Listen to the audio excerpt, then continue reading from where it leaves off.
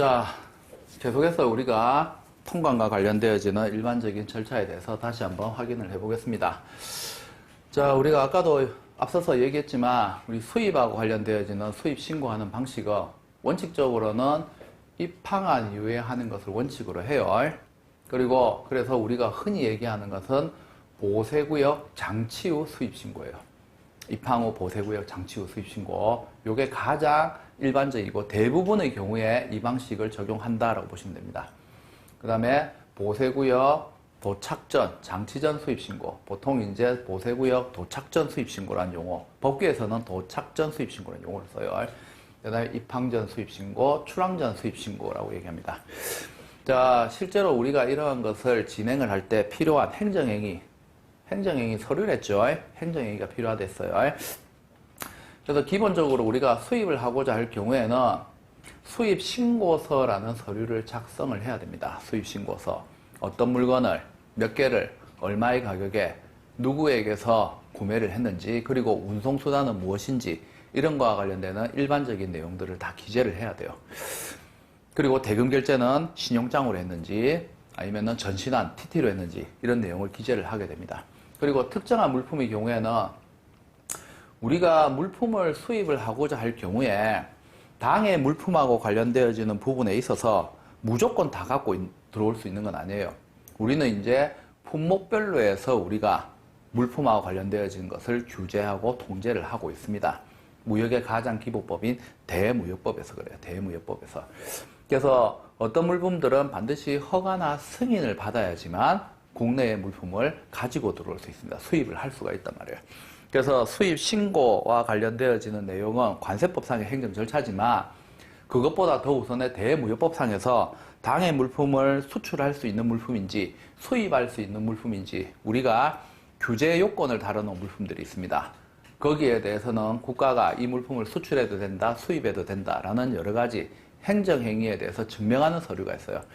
그래서 수출에 대해서는 우리가 EL, Export License, 수입에 대해서는 Import License에서 IL이라고 불러요. 만약에 IL 대상 같은 경우에는 반드시 수입 승인서가 있어야 돼요.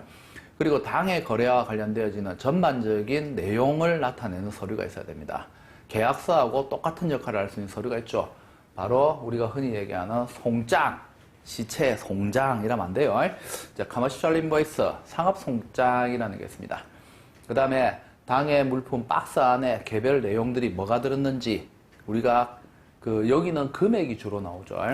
용적이라든지 이런 거 나오는 내용들이 있죠. 포장 명세서, 패킹 리스트, 우리가 이제 PL이라고 쓰죠. PL.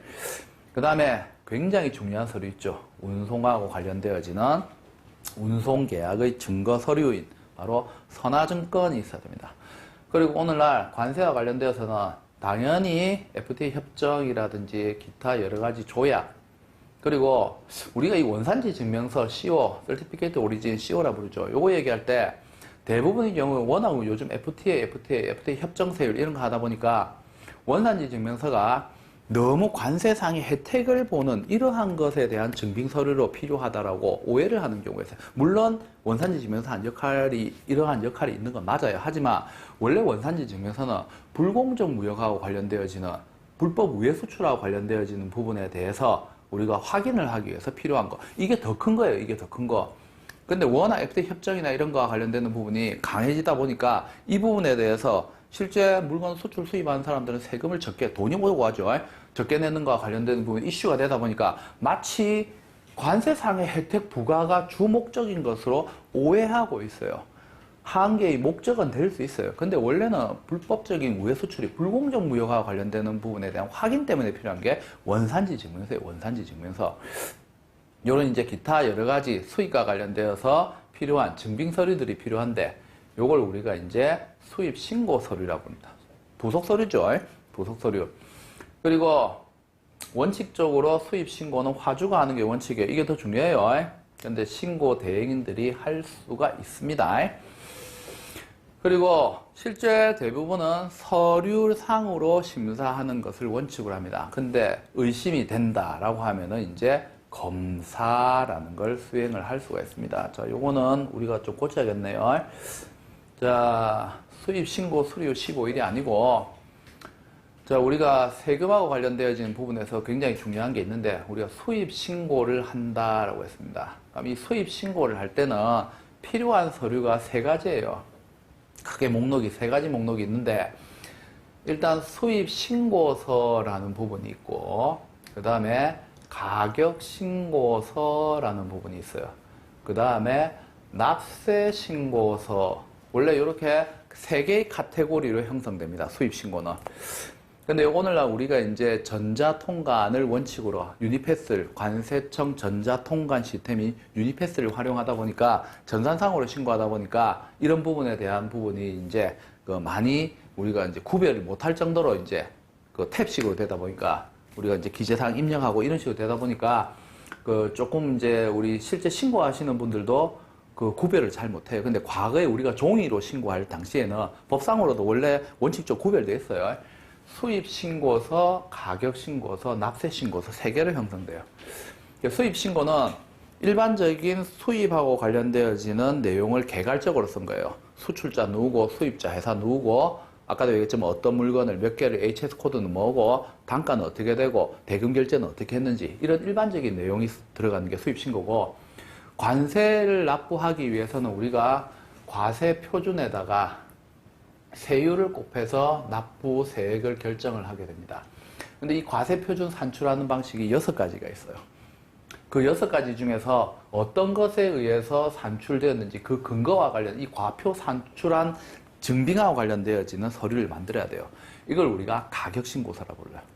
그리고 이러한 가격신고서에서 나온 과세 표준에 세율을 곱하니까 세금 얼마 내야 됩니다 해서 납세, 제가 얼마, 우리 자진신고 납부 방식이 원칙으로 안 됐어요.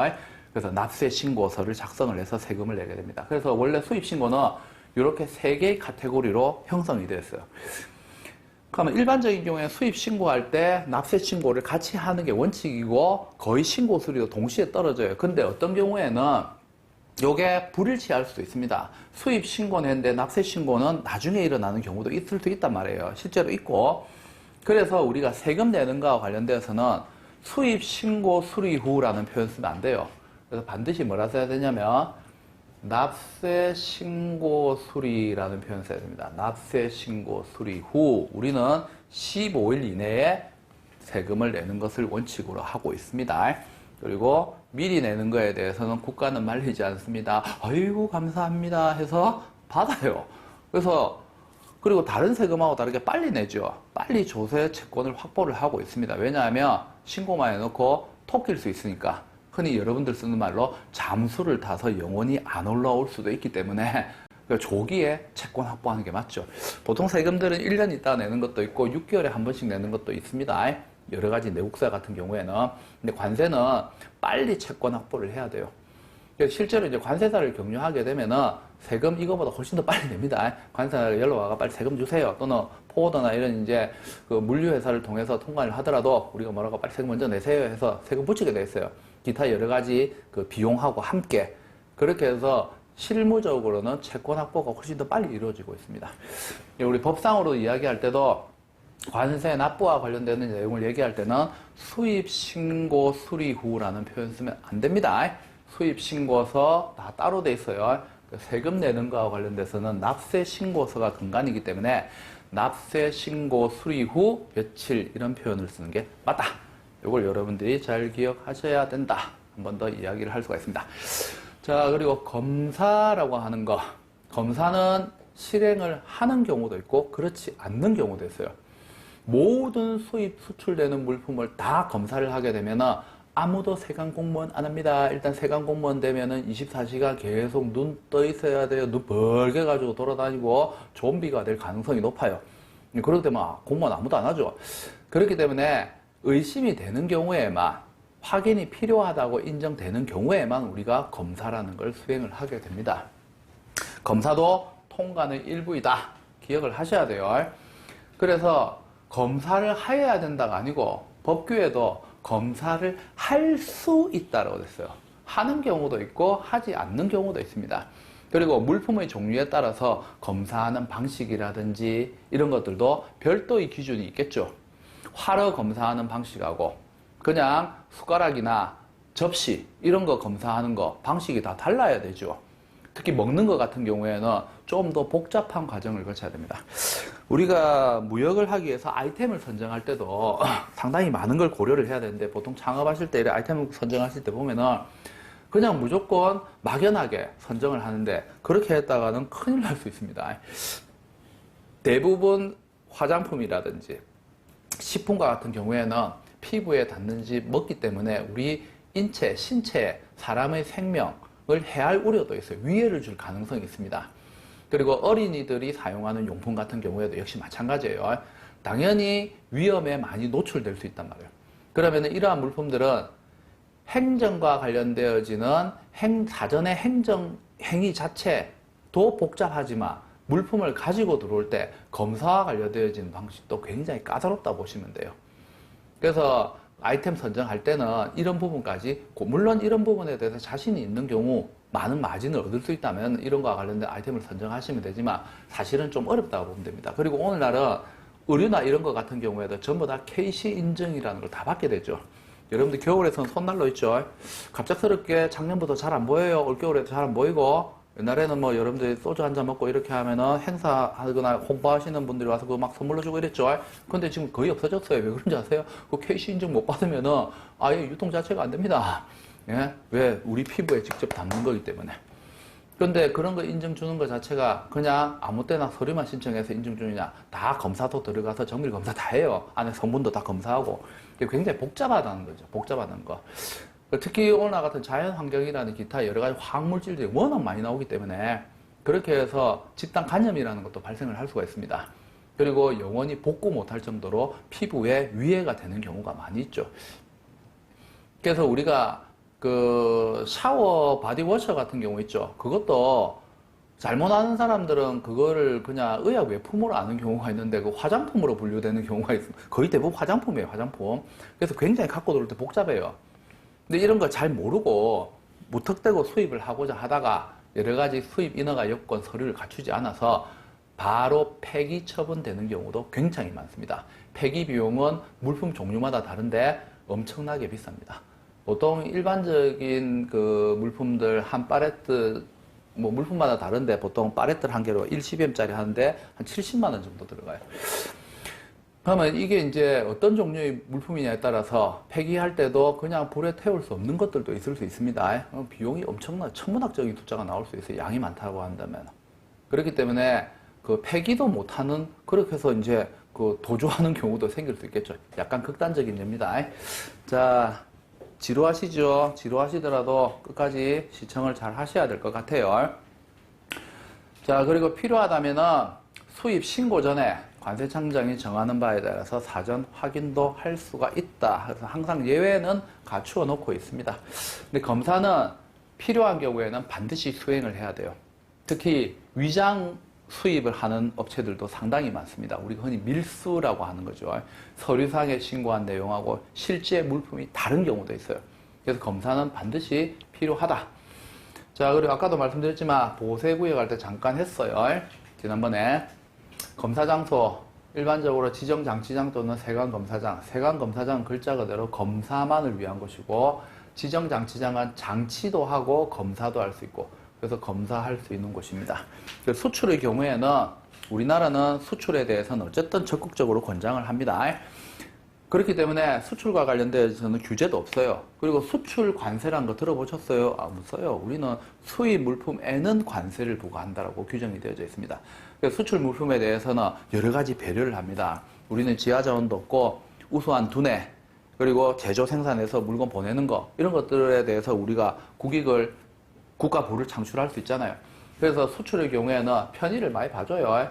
그래서 물품이 장치되어 있는 장소에서 행하게 됩니다. 근데 거의 실물 검사는 이루어지지 않는다고 봐야 돼요. 수출의 경우에는 거의 검사 걸리는 경우가 없어요. 사전에 불법적으로 우리가 수출하고자 한다는 정보가 있지 않는 이상은 실제 공모에 나와서 검사하지 않습니다. 여러분들이 문화재나 이런 거 도굴해서 수출하려고 한다, 뭐 이러면은 검사 대상 될 수 있겠죠. 근데 웬만해서는 수출은 검사 대상이 되지 않아요. 검사 대상이 선정된다 할지라도 서류상으로 다시 보강을 하는 것을 일반적으로 합니다. 그래서 보강도 잘 없어요. 그 수출하고자 하는 사람들이 우리나라에 있는 문화유산이나 이런 거 빼내가 수출하는 사람, 그렇게 간이 큰 사람들이 잘 없겠죠. 그리고 항상 예외는 있어요. 부득이한 경우, 이런 경우에는 보세구역에 반입하게 한 이후에도 검사를 할 수가 있다라고 했습니다. 자, 보세 창고의 경우에는 운영인, 자, 운영인은 관세법상에 우리가 이제 운영인이라는 용어 많이 나오는데, 옛날에는 설령인이라는 용어도 써요. 설령 특허인, 이런 말 썼는데, 바로 보세구역하고 관련되어서 보세 사업을 하는 당사자를 우리가 운영인이라고 불러요. 특허 보세구역 운영인, 이런 용어 쓰죠. 보세 창고 사업하겠다라고 국가로부터 특허 받은 사람, 보세 판매장 하겠다고 국가로부터 특허를 받은 사람, 요 사람들을 다 합쳐서 우리가 운영인. 여러분들 운영인 하면 또 영자 생각하지. 영자, 게임에 있어서 운영자, 영자. 그게 아니고 우리 관세법상에서는 이제 보세구역하고 관련돼서 사업을 하겠다라고 해서 국가로부터 허가를 받은 사람들, 이 사람들을 다 우리가 운영인이라는 용어를 씁니다. 그래서 원칙적으로는 검사는 지정장치장, 세관검사장에서 하는 게 원칙이고, 수출 물품의 경우에는 당해 물품이 장치되어진 장소에서 할 수 있다. 자, 그래서 앞에서 우리가 잠깐 알아본 것처럼 수입과 관련되어진 부분은 이렇게 출항전 수입신고, 입항전 수입신고, 보세구역 도착전 수입신고, 보세구역 장치 후 수입신고가 있는데, 가장 일반적인 거 뭐라고요? 보세구역 장치 후 수입신고. 혹시 여러 가지 라이센스, 자격증 같은 거 공부하시는 분들이 있다면 이거 시험 문제 엄청나게 많이 나오죠. 다음 중 우리나라 관세법상 그 수입 신고 방법에 해당되지 않는 것을 고르세요. 보통 이제 사지선다가 많지요. 딱 보기 4개죠. 시험 문제 내기 너무 좋죠. 그래서 각종 우리 무역 관련 라이센스 자격 시험에 상당히 많이 나오고 있습니다. 자, 그리고 출항전 수입 신고, 입항전 수입 신고에서 조금 우리가 그 유념해서 봐야 될 게 있어요.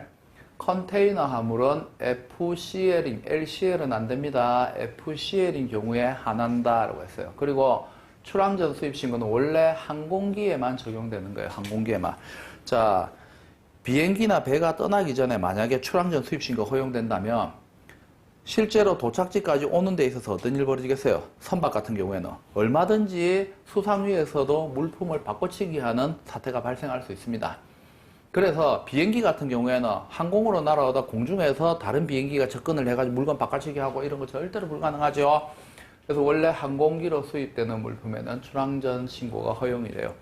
그리고 컨테이너의 경우에도 만재 화물 한 개의 컨테이너를 한 명의 하주가 가득 채우는 풀 컨테이너에 한해서만 허용이 된다라는 거, 요걸 여러분들이 기억을 하시면 될 것 같습니다. 자, 그리고 이제 취하하고 각하라는 게 나와요. 취하하고 각하. 자, 둘 다 신고한 내용을 취소시키는 것입니다. 자, 근데 화주가 요구하는 경우가 있고 국가가 직권으로 취소시킬 수가 있어요. 둘 다 취소하는 건데 방금 얘기한 것처럼 하나는 화주고 하나는 국가라고 생각하시면 됩니다. 그럼 쉽습니다. 대통령 각하, 국가 각하.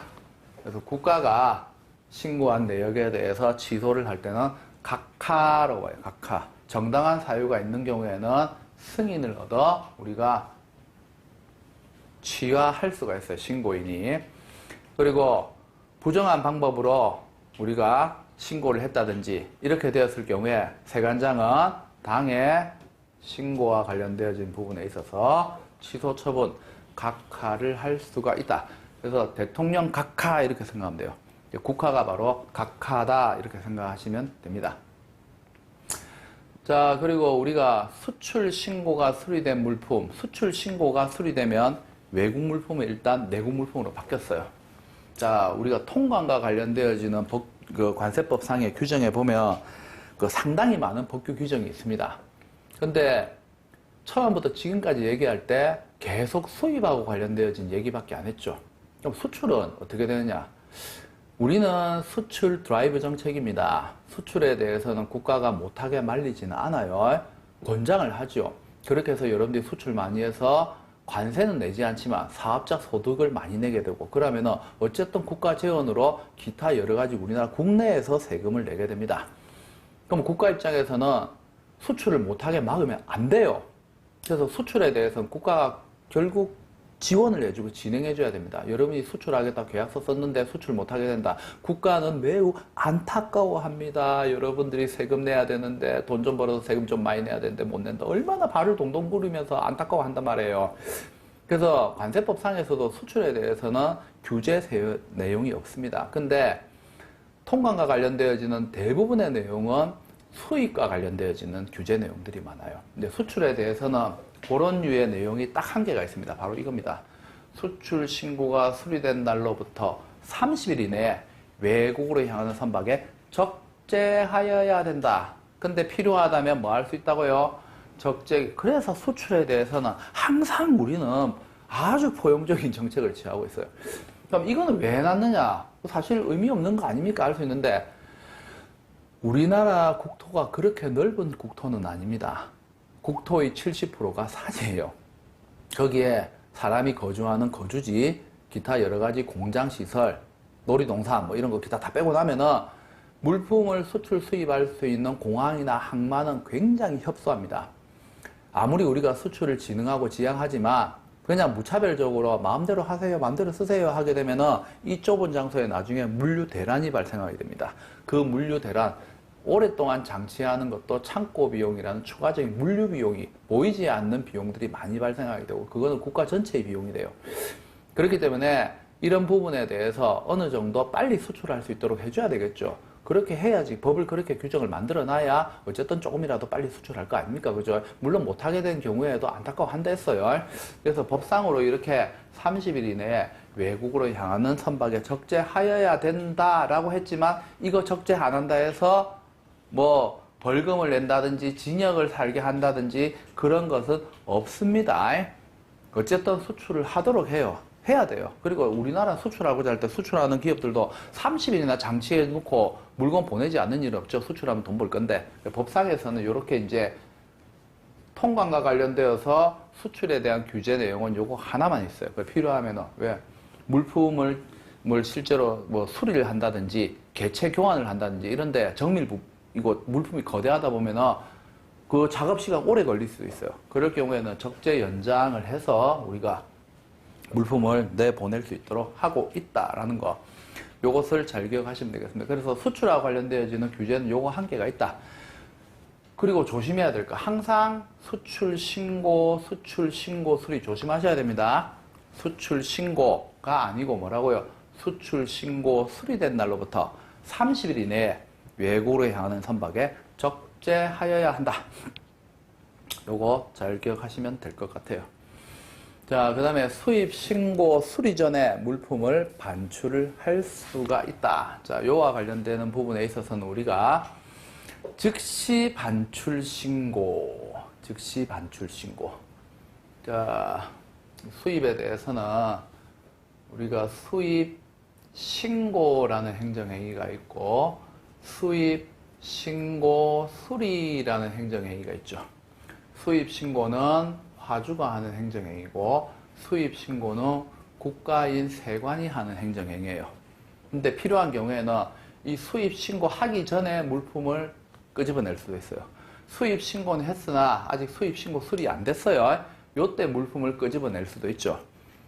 수입 신고하고 수입 신고 수리는 다른 행정행위죠. 그렇기 때문에 수입 신고 전에 물품 끄집어내는 거하고 수입 신고 수리 전에 물품을 반출하는 것은 이름이 달라야 돼요. 그래서 수입 신고 전에 물품을 우리가 국내로 반입시키는 거, 이걸 우리가 즉시 반출 신고라 불러요. 수입 신고는 했으나 수입 신고 수리가 되지 않았는데 수입 신고 전에 물품을 우리가 반출을 시켜야 돼요. 자, 요거는 우리가 반출 승인이라는 행정행위를 거칩니다. 신고하고 신고 수리는 행정행위의 주체가 다르기 때문에 당연히 요 기일 전에 물품을 반출시키는 행정행위도 이름이 달라야 돼요. 그래서 신고 전에는 즉시 반출 신고라는 용어를 쓰고 신고 수리 전에는 반출 승인이라는 용어를 쓰게 됩니다. 근데 이렇게 해서 물건을 관세를 내지도 않고 가지고 가서 또 잠수를 타버리게 되면 국가가 조세 채권 확보하는데 문제가 있겠죠. 그래서 항상 이 경우에는 관세에 상당하는 담보라는 것을 제공을 하면은 이 행정행위를 할 수 있게 해줘요. 기업들 같은 경우에는 자재 부족이라든지 기타 생산 일정 공정을 맞추기 위해서 국가에다가 여러 가지 배려를 해주기를 원할 수가 있습니다. 그리고 수입산 원자재지만 결국은 물품을 제조, 생산해서 국가 수출할 때 우리가 투입되는 물품이에요. 결론적으로는 겉으로 봤을 때 지금 상태는 수입이지만 최종적인 결론은 수출이 될 가능성이 있어요. 이 수출용 원자재 같은 경우에 여러 가지 또는 에너지 자원 같은 경우에 국내에 굉장히 지금 시급하게 에너지 자원이 필요합니다. 그러면은 행정적인 절차 때문에 이와 관련되는 지연으로 인해서 국민들이 불편을 겪게 되면 안 되겠죠. 그래서 이 경우에는 신속하게 물건을 끄집어낼 수가 있어요. 하지만 국가 채권 확보도 해야 됩니다. 이 관세는 국가 재원 확보하는데 상당히 많은 비중을 차지하기 때문에 그래서 만일의 사태에 대해서 대비하도록 하기 위해서 담보 제공을 하고 즉시 반출 신고, 그 다음에 반출 승인을 해서 물품을 국내에 반입을 시킬 수가 있습니다. 자, 요게 이제 그 신고 수리, 그 다음에 신고 전 우리가 행할 수 있는 내용들입니다. 자, 그 다음에 우편물하고 관련되어지는 거. 자, 요 내용은 우리 관세법 상에 통관과 관련되어서 우편물 관련된 규정이 여러 군데 흩어져 있어요. 그거를 여러분들이 일목요연하게 볼 수 있도록 하기 위해서 일부러 다 묶어 놓은 거예요. 묶어 놓은 거. 그래서 우체국은 통관 우체국을 경유하여야 된다라고 했습니다. 우리 일반적인 그 국제 우편물 취급하는 국제 우편물 센터하고는 달라요. 전국에 있는 모든 우체국, 우리가 우체국을 최신관서라고 합니다. 최신관서 중에서 관세청장이 별도로 정하는 곳이 통관 우체국이에요. 여러분들이 해외에서 직구를 한다든지 이렇게 했을 경우에 그냥 국제 우편물 우편을 해서 들어오는 거 아니에요. 통관 우체국을 경유합니다. 이제 인천하고 부산하고, 사실 부산이라는데 있는 곳은 양산에 있어요. 양산에. 이제 우리가 흔히 얘기할 때 인천하고 부산에 있다고 얘기합니다. 그 국제 우편물 센터에 세 들어가 있어요. 국제 우편물 센터 한 켠에 세 들어가가 통관 우체국이 따로 있어요. 여기에서 이제 간이 엑스레이 검사기가 쫙 놓여져 있습니다. 거기에서 해외에서 직구해서 구매하는 모든 물품들 그 엑스레이기 통과시키고